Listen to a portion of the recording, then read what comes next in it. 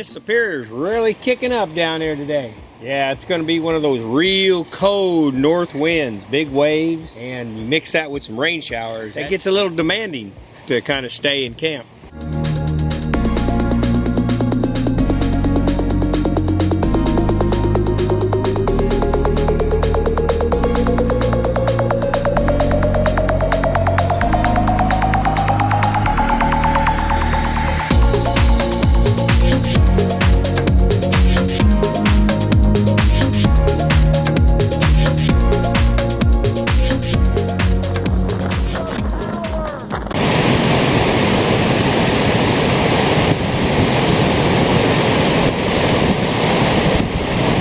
Somebody's got a big tent set up down here. They're over this berm. This berm that runs along these camps right through here blocks that wind, and that wind hits it and it's flying over the top of us. When you get on down there a little bit, you get into wide open where the wind is coming right off the lake. This tent's got some bones sticking out of it.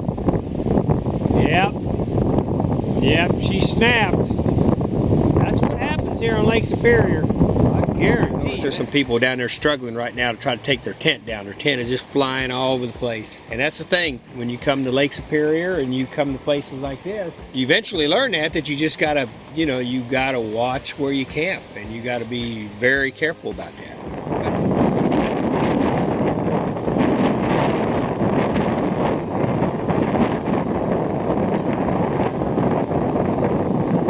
But hey, the reason I turned the camera on, though, I wanted to just relay this thought back to you. As Americans, I know I've got subscribers all around the world, but talking to the Americans right now, sometimes I think we take for granted how lucky we are when it comes to travel. For instance, right now, I'm getting ready to turn the key into Montana, start it up, and as long as I've got gas, I can go anywhere in this country I want to go.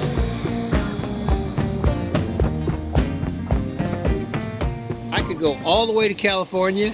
I could turn around and go all the way up to Maine, go on down to Florida, and end up back in North Dakota, just anywhere I want to go. No passports required, no identification. We all have driver's license, but we don't have checkpoints we go through. Very, very fortunate to have free travel like that. And that is just one of the wonderful things. And some of the countries that don't have that, I hope someday your society gets to the point where you can do that. It's a lot of fun, and it's just a great way to get out and discover your country that you live in. I'm getting ready to fire up the 2004 Pontiac Montana. It has done great. I figure I've logged about 1,200 miles so far on this trip. By the time I get back home, it'll probably be about 2,500 miles or so. But she did good.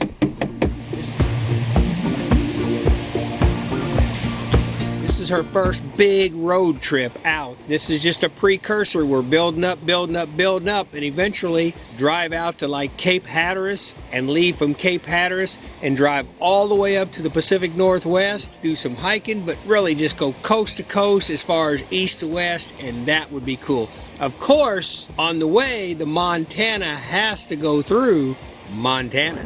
All right, Beartooth Pass. Woo! We did good. You see the blue machine right there? You see the Montana sign? We're going on into Montana. We'll get back to Wyoming. So. That's my original plan right there, taking the Montana to Montana. All right, I'm going to quit gabbing on here right now. I'm going to get in there and turn this key. I got everything ready to go.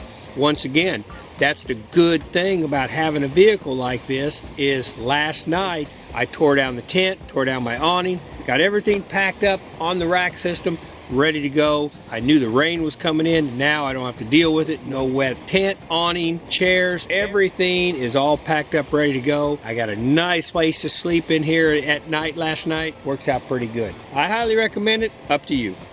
Onward.